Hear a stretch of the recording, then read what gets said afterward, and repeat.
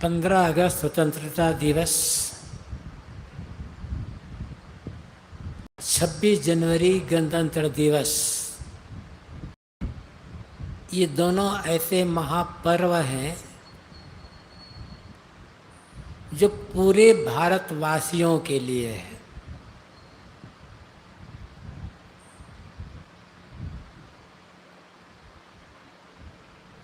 स्वतंत्रता दिवस और गणतंत्र दिवस किसी एक जाति विशेष वालों के लिए, समुदाय विशेष वालों के लिए, मजहब विशेष वालों के लिए नहीं है, पूरे भारतवासियों के लिए है। और हर भारतवासी का यह कर्तव्य होता है कि ऐसा कर्म करना जिससे हमारी स्वतंत्रता अक्षुण्ण बनी रहे। और ये तभी होगा जब हम जात पात, वर्ण वर्ग, मत मजहब संप्रदाय का पक्ष छोड़कर पूरे भारतवासियों के साथ भाईचारा का, समता का, एकता का, प्रेम का व्यवहार कर सकेंगे।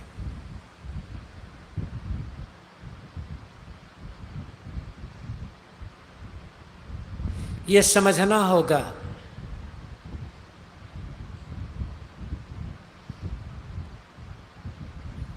ये पेड़, पहाड़, नदी, नाले, जमीन का कोई टुकड़ा राष्ट्र नहीं होता है। राष्ट्र का मतलब है राष्ट्र में रहने वाले लोग।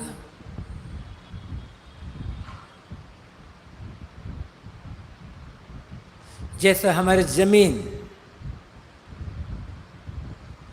एक भौगोलिक पिंड है, ये हमारी धरती,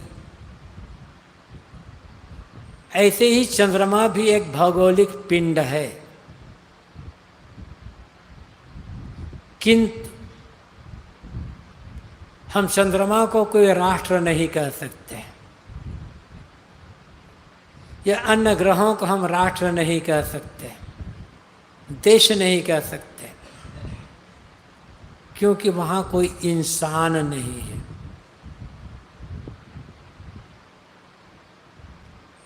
इंसान जहाँ है, राष्ट्र वही होता है, देश वही होता है। राष्ट्र प्रेम, देश प्रेम की बातें बहुत कही जाती है, किंतु देश में, राष्ट्र में रहने वाले जो लोग हैं, उनके साथ जात पात को लेकर, मत मजहब को लेकर, वर्ण वर्ग को लेकर, राजनीतिबाजी को लेकर के नफरत का व्यवहार करेंगे तो क्या राष्ट्र सुरक्षित रहेगा?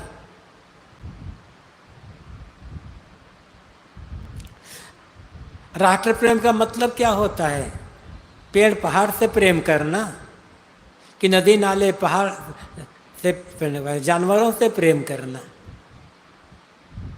राष्ट्र प्रेम का मतलब होता है राष्ट्र में रहने वाले जितने भी मनुष्य हैं, धनी गरीब, अनपढ़ विद्वान, स्त्री पुरुष, हिंदू मुसलमान, बौद्ध जैन सिख ईसाई पारसी यहूदी, सबके साथ भाईचारा का व्यवहार और सबको निष्पक्षता पूर्वक उनकी योग्यता के अनुसार आगे बढ़ने की सुविधा देना।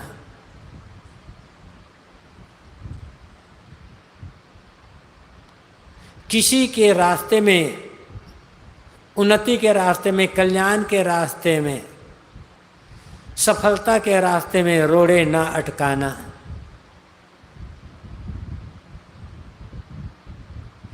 तब तो राष्ट्र राष्ट्र रहेगा, तब तो राष्ट्र प्रेम की बात कही जा सकती है।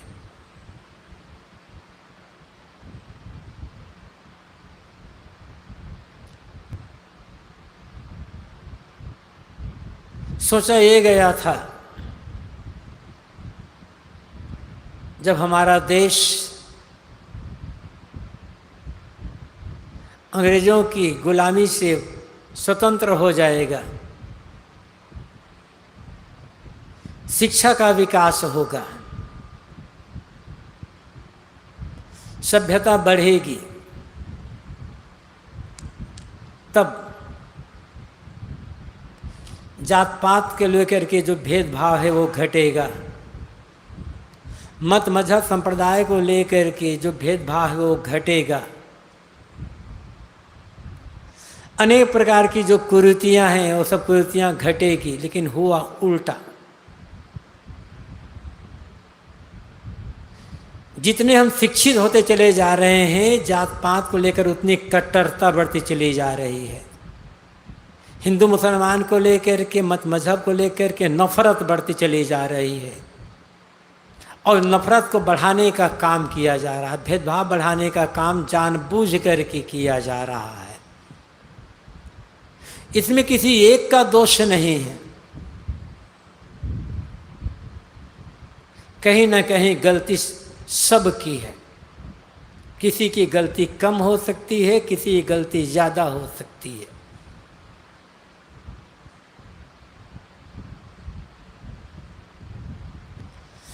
लेकिन भेदभाव पैदा करके, नफरत पैदा करके, द्वेष पैदा करके हम राष्ट्र को सुरक्षित नहीं रख सकते।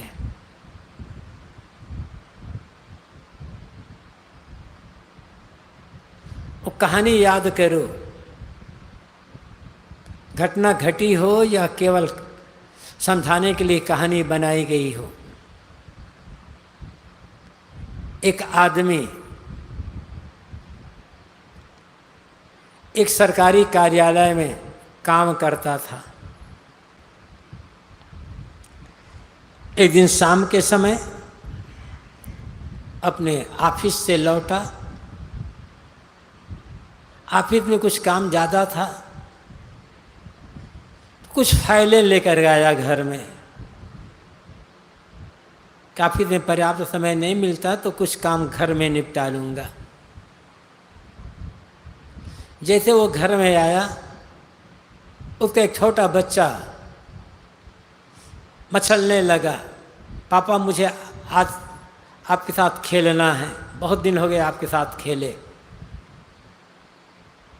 और व्यक्ति बैठा और कहा, बेटा आज मेरे पास काम बहुत ज़्यादा है, देखो ये ऑफिस में फाइलें लेकर के आया हुआ हूँ,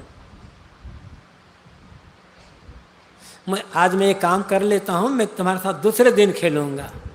लेकिन बच्चा तो बच्चा, उसे काम से क्या मतलब, जिद पकड़ लिया, नहीं मुझे तो आज ही खेलना है आपके साथ, ऐसा बैठना है, बात करना है, खेलना है। जब बच्चा किसी प्रकार से नहीं माना तो आदमी सोचा कि क्या करूं, काम भी है, बच्चा को बहलाना भी है। तो एक पुरानी पत्रिका पढ़ी थी, पहले बड़ी साइज में पत्रिकाएं छपती थी। तो पुरानी पत्रिका पढ़ी थी, टेबल पर पन्ने खुले हुए थे। तो देखा कि उसमें एक पन्ने पर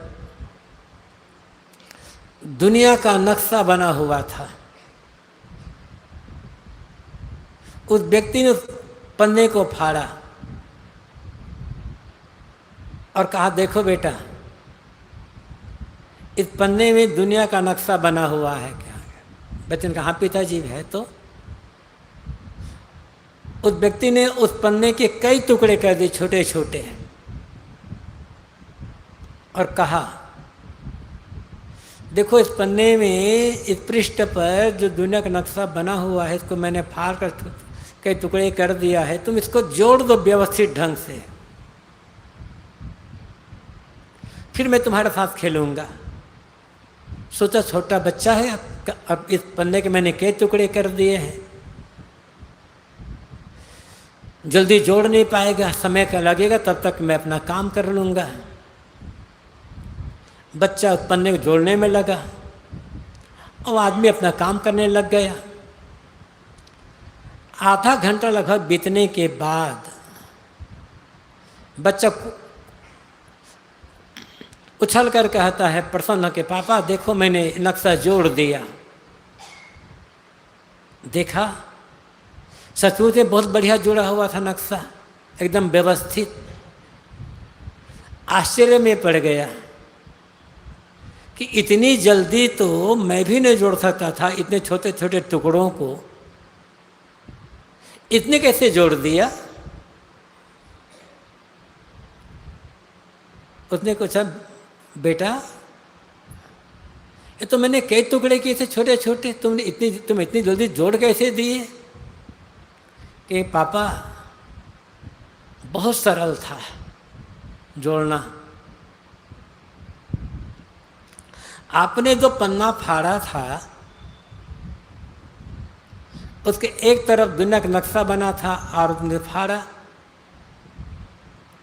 लेकिन उसी पन्ने के दूसरी तरफ एक आदमी का चित्र बना था और मैंने आदमी को जोड़ा, दुनिया जुड़ गई। आदमी जोड़ना होगा, दुनिया अपने आप जुड़ेगी। जिस देश में रहते हैं उस आदमी से उस आदमी को प्रेम का नाता जोड़ना होगा, भाईचारे का, समता का नाता जोड़े, दुनिया जुड़े, तब देश जुड़ेगा और तब हम आज़ाद रह पाएंगे। कितने वर्षों के संघर्ष और हजारों लोगों की कुर्बानी के पश्चात ये जो आज़ादी हमें मिली हुई है। यहाँ बैठे हुए बहुत सारे लोग आज़ाद भारत में ही जन्म लिए होंगे। कुछ ऐसे लोग हैं जिनका जन्म आज़ादी से पहले हो चुका होगा, लेकिन अधिकतम लोगों का जन्म तो आज़ादी के बाद ही हुआ है। हमारे पूर्वजों ने क्या संघर्ष किया हमें पता नहीं है। एक बार से आज़ादी हमें मुफ्त में मिली है और मुफ्त में मिली चीज़ की हम कीमत समझ नहीं पाते।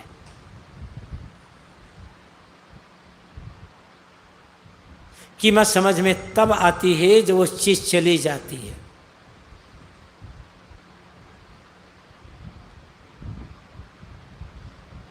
जात पात अपनी जगह पर, मत मजहब अपनी जगह पर, राजनीतिबाजी अपनी जगह पर, किंतु देश सबसे ऊपर। और देश आज़ाद रहेगा तब हम धर्म का काम कर पाएंगे। जरा सोचो, यदि हम राजनीतिक रूप से गुलाम होते तो क्या यहाँ बैठ करके आराम और शांति के साथ ध्यान का अभ्यास कर पाते, ध्यान शिविर में भाग ले पाते, स्वतंत्र हो करके धार्मिक कथा कीर्तन भजन भक्ति का काम कर पाते? देश सुरक्षित है तब धर्म सुरक्षित है, देश सुरक्षित है तब हम सुरक्षित हैं। हाँ, लेकिन ये भी समझना होगा केवल राजनीतिक आज़ादी पर्याप्त नहीं है, उसके साथ साथ आर्थिक आज़ादी भी चाहिए। आर्थिक आज़ादी के साथ साथ धार्मिक आज़ादी चाहिए और फिर बौद्धिक और मानसिक आज़ादी भी चाहिए। आप देखो, हर तरफ शोषण शोषण शोषण। आज अमीर और गरीब का फर्क बढ़ता चला जा रहा है, अमीर और अमीर होते चले जा रहे हैं, गरीब और कहीं गरीब और गरीब होते चले जा रहे हैं। कहीं ना कहीं हमारी नीति में खोट है। सबसे बड़ी खोट तो स्वार्थ है। सब जानते हैं कि नंगे बदन आए हैं और खाली हाथ से हाथे चले जाएंगे, लेकिन लूटने में चारों तरफ लूट लूट लूट लूटने में लगे हैं, लूटने में लगे हुए, चारों तरफ लूटने में लगे हुए हैं सब के सब। स्वार्थ।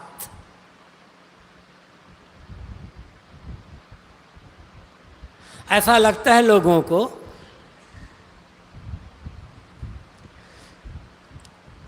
कि हमारे परिवार में, हमारे घर में, हमारे कुल कुटुंब में आगे आने वाले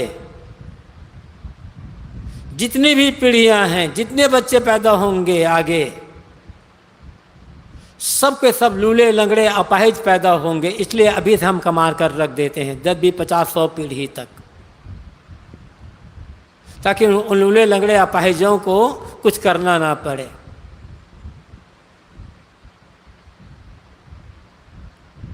एक घृणित स्वार्थ, इतनी मिलावटबाजी, हद हद हद है। हर चीज में मिलावट, हर चीज में मिलावट, यहां तक दवाई में भी मिलावट। और ये अभागे लोग सब भगवान के बड़े भगत हैं।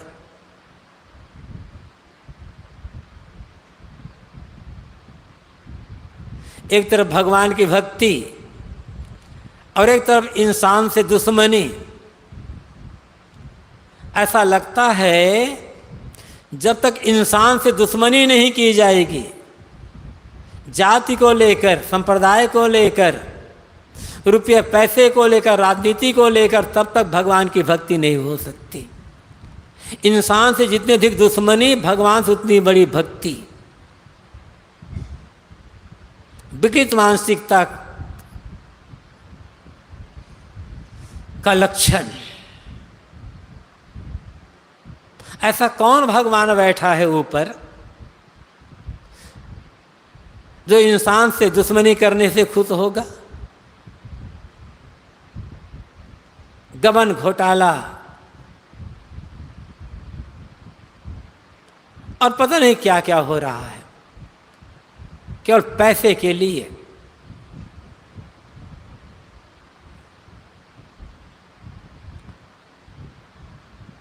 क्या आप स्वतंत्र रह सकते हो?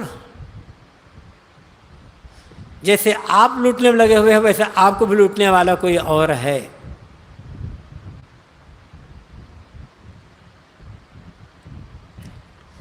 जियो और जीने दो, ये प्रकृति का नियम है।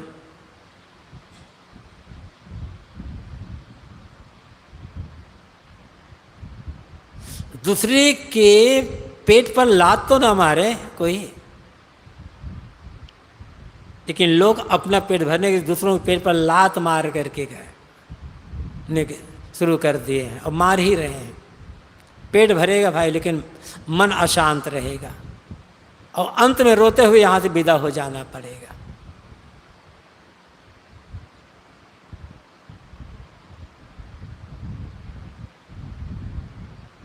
सहयोग की भावना रखो।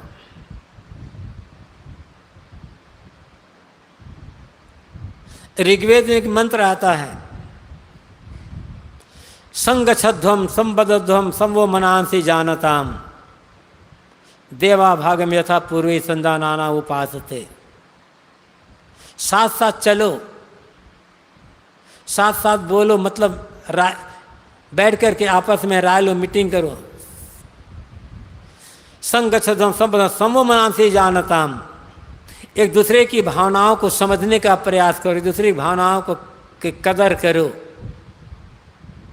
जैसे पूर्व के सज्जन लोग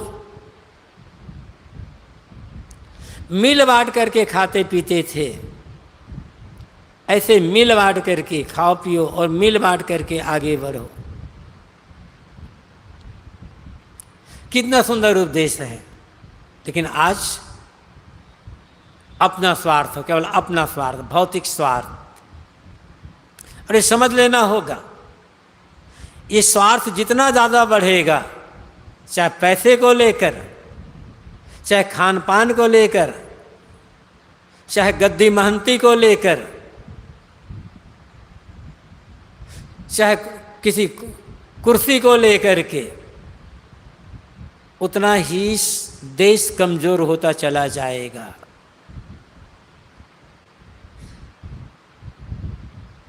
इसलिए ऐसा कोई व्यवहार ना करें जिसमें दूसरों का हक मारा जा रहा हो। सहयोग का भाव रखें। धार्मिक स्वतंत्रता, हर आदमी स्वतंत्र होना चाहिए, आज़ादी। लेकिन आज यहाँ भी गड़बड़ी हो रही है। जैसा हम मानते हैं तुम्हें वैसा ही मानना पड़ेगा। हमसे जैसी हमारी मान्यता है उसके विरोध बात करोगे तो तुम्हें जीने का अधिकार नहीं है। जैसे हम पूजा करते हैं तुम्हें वैसी पूजा करना होगा। दूसरे की पूजा को देख करके जिसके मन में नफरत आ जा रही है, दूसरे धार्मिक स्थल को देख कर जिसके मन में नफरत आ जा रही है, वो आदमी भगवान को क्या समझेगा, वो धर्म को क्या समझेगा, वो पूजा को क्या समझेगा।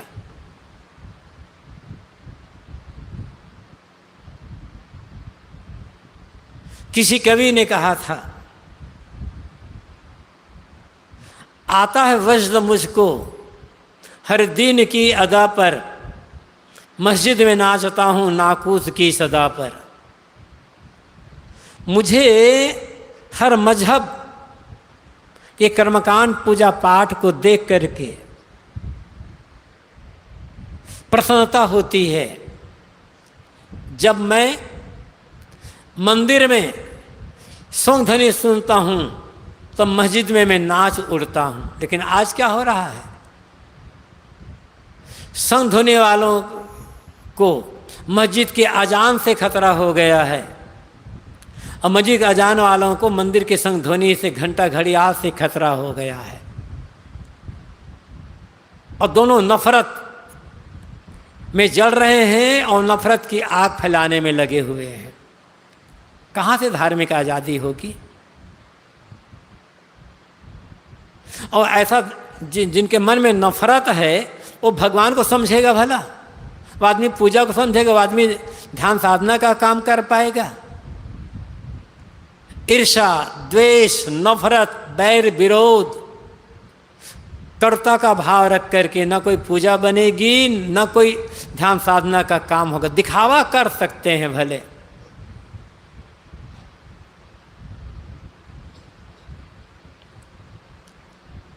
सबको अपने अपने ढंग से करने दो। ये मैं किसी एक मत पंथ की बात नहीं कर रहा हूं।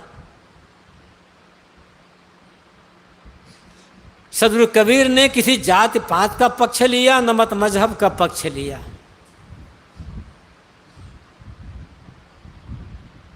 उन्होंने इंसानियत को श्रेय दिया, उन्होंने मन की निर्मलता को श्रेय दिया।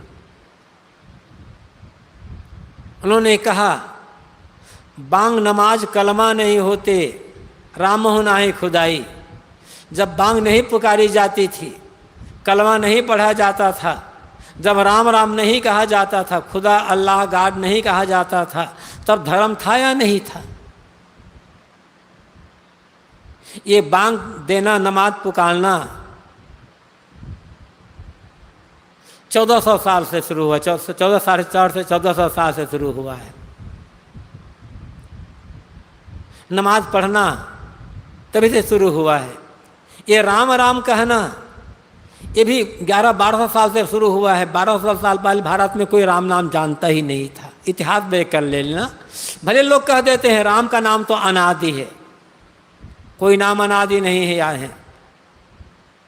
पूरे भारत में 1200 साल पहले कहीं राम का नाम कोई जानता ही नहीं था, कहीं राम नाम जप नहीं होता था। ओम नाम जप होता रहा होगा पहले, कोई और नाम जपता रहा, लेकिन वो भी कभी शुरू ही हुआ है। कोई संप्रदाय, कोई नाम जप, कोई कर्मकांड अनादि अनंत नहीं है, कोई सनातन नहीं है। जो अपने मानते कि हम सनातन धर्मी हैं, तुम्हारा सनातन धर्म ही कुछ हजार साल से शुरू हुआ है, बस। कुछ सनातन तुम्हारे पूजा पाठ सनातन है ही नहीं। सनातन क्या है? प्रेम सनातन है। दया, क्षमा, करुणा, भाईचारा, समता, एकता, क्षमा, सत्य, विवेक, विचार, सेवा, भक्ति, ये सनातन है। इनको मानने वाला सनातन धर्मी है। अमुक प्रकार के कर्मकांड करने वाला, अमुक नाम जपने वाला, अमुक झंडा रखने वाला, ये सनातन धर्मी नहीं है। जिसके मन में अहिंसा है, करुणा है, क्षमा है, सत्य है, धैर्य है, पर दुख का तरता है, मतलब जो सद्गुण हैं, ये सनातन है। दया कब नहीं थी? जब से इंसान है तब से दया है, प्रेम है, करुणा है, अहिंसा है, सेवा है, ये सनातन है। इनको मानो। अब ये सबके लिए जरूरत है। ये दया, क्षमा, करुणा, अहिंसा, प्रेम, सेवा, समता, एकता, भाईचारा, ये किनके लिए जरूरत है? हिंदू के लिए, मुसलमान के लिए, ईसाई यहूदी के लिए, करपंथी, वैष्णव, वेदांती के लिए, स्त्री पुरुष किसके लिए चाहिए? ये तो मानव मात्र के चाहिए। यही तो सनातन है और यही सच्चा धर्म है। इसके पश्चात लोग अपने अपने ढंग से अपने अपनी पूजा पाठ करने के लिए स्वतंत्र हैं। अपने अपने ढंग से पूजा पाठ करें, उसको लेकर कट्टर होने की क्या जरूरत है? नहीं, हम जैसा करते तुम्हें वैसा ही करना होगा।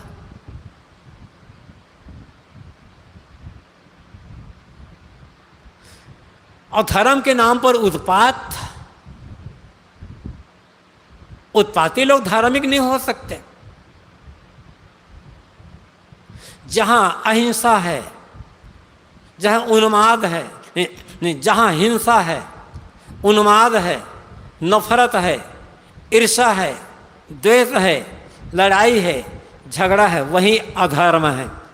ये सब शैतान के काम है, भगवान के भगत के काम नहीं है। ये शैतान के बंदों के काम है। भगवान के भगत बने, शैतान के भगत बनने से काम नहीं बनेगा। नाम भगवान का और काम शैतान का, कहाँ से धार्मिक आज़ादी होगी? मेरे मन में आपके लिए नफरत, आपके मन में मेरे लिए नफरत, तो नफरत तो शैतान का काम है ना, शैतानियत है। भगवान की भक्ति कैसे होगी? ये नफरत लेकर के मंदिर में जाओगे, मस्जिद में जाओगे, क्या पूजा में मन लगेगा? नमाज में मन लगेगा? तो धार्मिक आज़ादी की आवश्यकता है। और मानसिक आज़ादी, आज़ादी तो कई किस्म के हैं। क्या मानसिक रूप से आज़ाद हैं, मानसिक रूप से स्वतंत्र हैं, या गुलाम? कोई किसी का गुलाम है, कोई किसी का गुलाम है, कोई किसी का गुलाम है। राजनीतिक आज़ादी तो है, लेकिन आज़ादी का मतलब ये भी नहीं है मनमानीपन, हम जो हमारे मन में आए हो हम करें। स्वतंत्रता का मतलब उन्मादी होना नहीं है। स्वतंत्रता का मतलब है ईमानदारी के साथ और विनम्रता के साथ अपने कर्तव्य का पालन।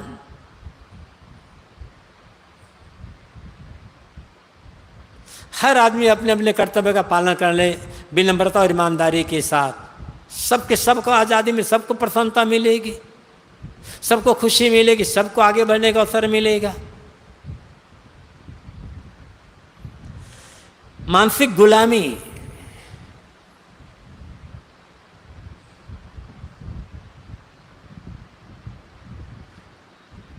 आपका किसी के मन में जो टेंशन है, पीड़ा है, चिंता है, भय है, ये मानसिक गुलामी की पहचान है। और मानसिक गुलामी क्या है? आसक्ति, गंदी आदतें, ये मानसिक गुलामी है। अमुक के बिना नहीं रह सकता, अमुक चीज नहीं मिली बेचैन, मानसिक गुलामी की पहचान। आप कह रहे हो कि अमुक के बिना मैं नहीं रह सकता, अमुक चीज नहीं मिली तो जीना बेकार। उस चीज के बिना करोड़ों मनुष्य बड़े आराम से जी रहे हैं, आप क्यों नहीं जी सकते? क्योंकि आप गुलाम बन चुके हो उस चीज के। चीज आपका मालिक बन गई है और आप उसके गुलाम बन गए हो। स्वतंत्र होना है, पहले मन से स्वतंत्र होइए। बाहरी आज़ादी तो मिली ही है, मानसिक आज़ादी, मन की आज़ादी चाहिए। कहा गया है सर्वम परवशम दुखम, सर्वम आत्मवशम सुखम। परवशता सब प्रकार का दुख है और आत्मस्वस्थता सब प्रकार का सुख है। ये परवस्था क्या है? इंद्रिय और मन की गुलामी।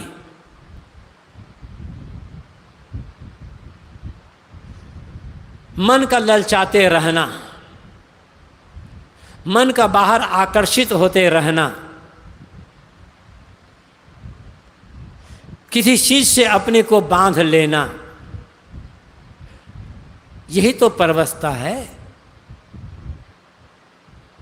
जीवन जीना है, जीवन जीने के लिए अनेक वस्तुओं की आवश्यकता होती है, तो चीजें तो मिलती रहेगी, आपको मिल ही रही है। उसके लिए कहाँ परेशानी है? चीज तो मिल ही रही है आपको। लेकिन इच्छा कर करके चाहना बढ़ा करके गुलाम बन जाते हैं आप। इंद्रियों को जितना चंचल करेंगे, मन को जितना अधिक चंचल करेंगे, इंद्रिया चंचल होगी, मन चंचल होगा, मन चंचल होगी, इंद्रिया चंचल होगी, उतने गुलाम बनोगे। इंद्रियों से दुनिया के भोगों को भोग करके आज का स्वतंत्र कौन हो सका है? गुलामी तो लेनी ही पड़ेगी किसी न किसी की। जितनी भोग चाहना होगी उतनी गुलामी लेनी पड़ेगी, किसी के अधीन होना पड़ेगा, किसी के आगे गिड़गिड़ाना पड़ेगा।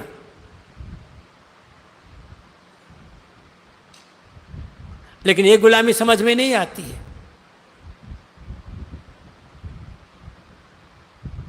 जीवन है, मैंने कहा जीवन है तो जीने के लिए अनेक वस्तुओं की आवश्यकता होती है, तो जीवन निर्वाह ले लो बस। बांधते क्यों हो किसी चीज से अपने आप को? क्यों मान लेते हो कि हम इतने बड़े आदमी हैं, हमें ऐसी सुविधा ही चाहिए, ऐसा भोजन चाहिए, ऐसे कपड़े चाहिए, ऐसी जगह चाहिए, ऐसे कमरे चाहिए, ऐसी गाड़ी चाहिए? यही तो गुलामी है।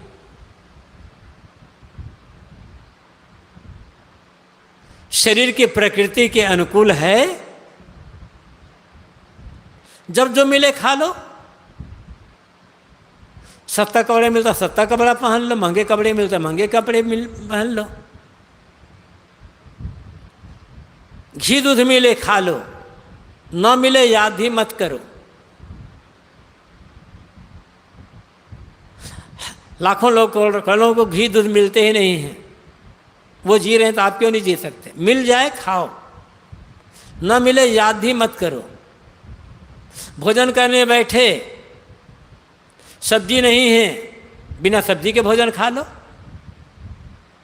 एक दिन बिना सब्जी के खा कर देख लो। सब्जी में नमक नहीं है, भोजन बनाने वाला भूल गया सब्जी में, मांगो मत, बिना नमक के खा लो, देखोगे उसका भी स्वाद है। लेकिन खाने बैठे सब्जी में नमक कम हो गया, एकदम क्रोध से भर गए, गुलाम बन गए ना। नमक से तो गुलाम बने ही बनेंगे, क्रोध के गुलाम बन गए। कहाँ कहाँ गुलामी होती है समझते हैं कभी? कहीं बाहर गए, एयर कंडीशन कमरा नहीं मिला, दुखी हो गए, एयर कंडीशन के गुलाम बन गए। ठीक है, एयर कंडीशन है, कमरे में है, कहीं जहाँ गए हो घर में प्रयोग कर लो, नहीं हो रह लो। करोड़ों लोग रह रहे उसके बिना। अपने को इतना बड़ा क्यों मान लेते हैं कि हम इसके बिना रह ही नहीं पाते? यही तो गुलामी है। अपना बनाया रोग, अपना बनाया दुख, यही परवस्था है। ये परवस्था समझ में आती है? ध्यान में मन क्यों नहीं लगता? साधना में मन ठहरता क्यों नहीं है? क्योंकि गुलाम बने हुए हैं। गुलाम का मन कहाँ ठहरेगा? ध्यान साधना का लाभ लेना चाहते, जीवन का आनंद लेना चाहते हो तो गुलामी छोड़िए। ये मानसिक गुलामी छोड़ना होगा। वस्तुओं की गुलामी, इंद्रियों की गुलामी, मन की गुलामी, भोगों की गुलामी, ये गुलामी छोड़ना होगा। ये स्वतंत्र जीवन तब अनुभव में आ पाएगा। बाहर की स्वतंत्रता को बनाकर रखना है, आर्थिक स्वतंत्रता भी बनाकर रखना है, लेकिन सबसे बड़ी स्वतंत्रता तो मन की स्वतंत्रता है, मानसिक स्वतंत्रता, और उसका हमें पता ही नहीं है।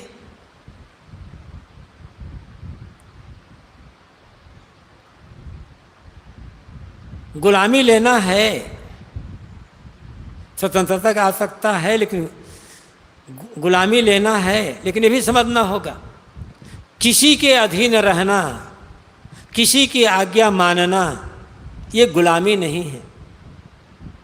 नियम का पालन करना, कानून का पालन करना, अनुशासन से रहना, ये गुलामी नहीं है। ये स्वतंत्रता को बनाए रखने के लिए आवश्यक है। स्वतंत्र भारत के नागरिक, इसका मतलब ये थोड़े हैं कि सड़क पर जब मन चाहे तब दाएं चले, जब मन चाहे तब बाएं चले। सड़क पर बाएं चलना है, एक नियम है, एक पर गुलामी है, लेकिन इस गुलामी में हमारी सुरक्षा है। इस गुलामी लेते हैं तभी तो रगड़ जाते हैं। कभी दाएं चले, कभी बाएं चले, कभी बीच सड़क में चले तो क्या दशा होगी? किसी प्रकार के नियम, किसी प्रकार का कानून, किसी प्रकार की मर्यादा का पालन न करें तो क्या दशा होगी? ये गुलामी नहीं है। ये तो गुलामी से बचने का रास्ता है, गुलामी छूटने का रास्ता है। गुलामी लेना है तो बड़ों की गुलामी ले। गुलामी मतलब उनके निर्देश का पालन करें, उसके आज्ञा का पालन करें, वो जो नियम बनाए हैं, मर्यादा बनाए हैं, उस मर्यादा का पालन करें, स्वतंत्र रह जाएंगे।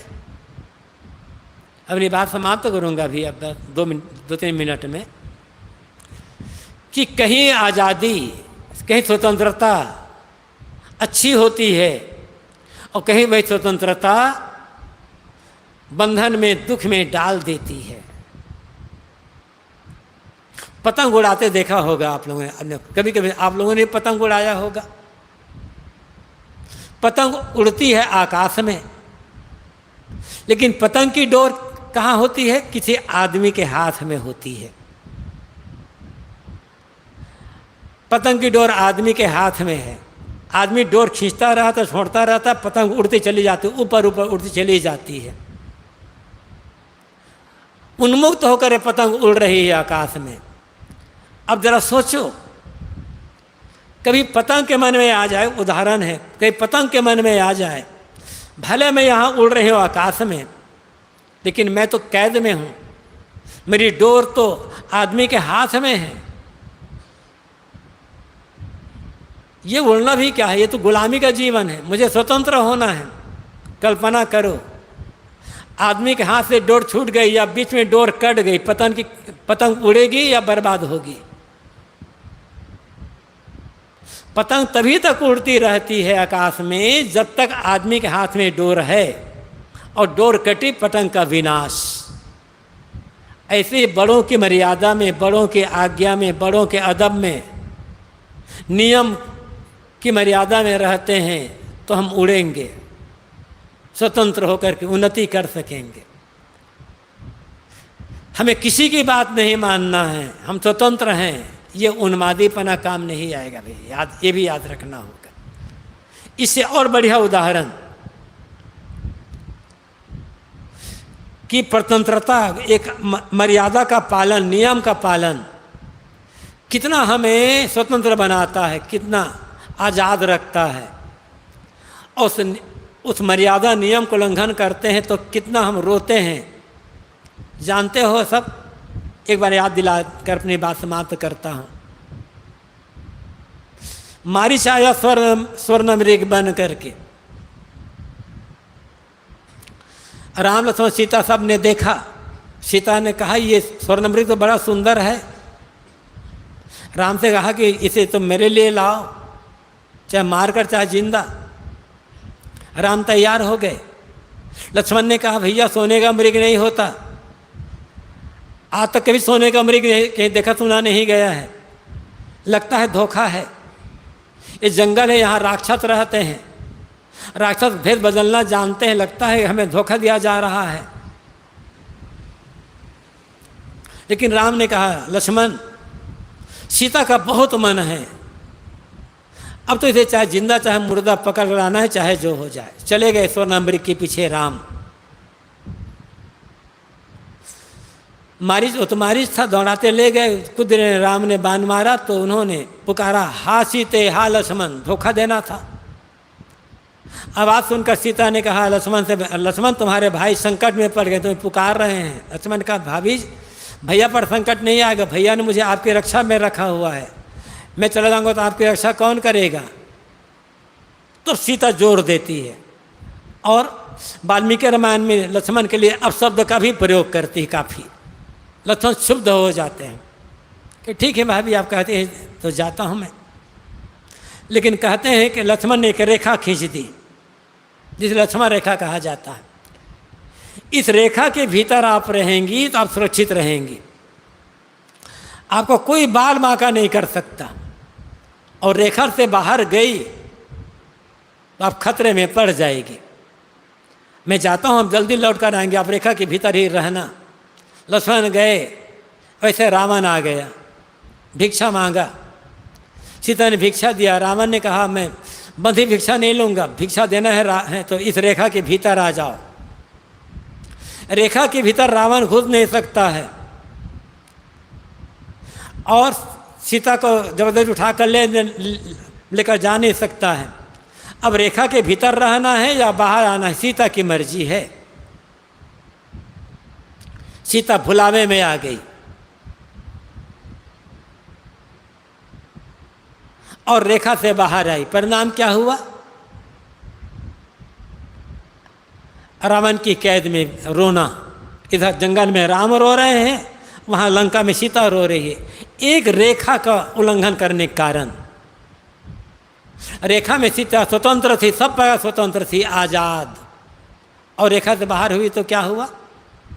ऐसे ही जो नियम है, जो मर्यादा है, जो कानून है, जो अनुशासन है, चाहे वो परिवार की मर्यादा हो, समाज की मर्यादा हो, देश की मर्यादा हो, परिवार समाज के नियम हो, देश के नियम हो, बड़ों का बनाया नियम हो, अनुशासन हो, उसका जितना पालन करेंगे उतना आज़ाद रहेंगे, उतना स्वतंत्र रहेंगे, उतनी जिंदगी आराम से गुजरेगी। पारिवारिक नियम, पारिवारिक मर्यादा, समाज का नियम, समाज की मर्यादा, देश का जो नियम, देश के मर्यादा का उल्लंघन करेंगे, आज़ादी खतरे में पड़ेगी। बाहर भी गुलाम बनेंगे, भीतर भी गुलाम बनेंगे। इसलिए जैसे हमें बाहरी आज़ादी को अक्षुण्ण बनाए रखना है, ऐसे भीतरी आज़ादी को भी, राजनीतिक आज़ादी चाहिए, आर्थिक आज़ादी चाहिए, धार्मिक आज़ादी चाहिए और मानसिक आज़ादी भी चाहिए। सब प्रकार से आज़ाद होकर के जब रहेंगे, लेकिन ये आज़ादी तभी रहेगी जब नियम, कानून, कायदा, धर्म, बड़ों का अनुशासन, इनका पालन करते रहेंगे। तब हम स्वतंत्र होकर के अपने देश को भी आगे बढ़ा सकेंगे, अपने कल्याण का भी काम कर सकेंगे और सुंदर भाईचारा का व्यवहार करके मानव समाज की सेवा भी कर सकेंगे। अपनी बातें समाप्त करता हूँ, अब दूसरा भी काम होगा। अहम शुद्ध चैतन्य ज्ञान स्वरूपम अजरहम अमरहम अखंडम अनूपम।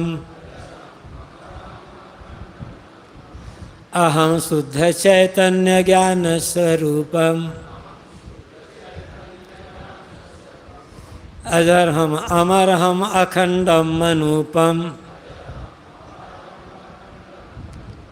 अहम शुद्ध चैतन्य ज्ञान स्वरूपम अजरहम अमरहम अखंडम अनूपम।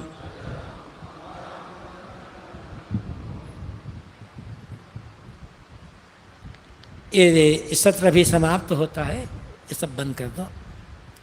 उत्तरसर में बी ब्लॉक में अभी झंडारोहण होना है,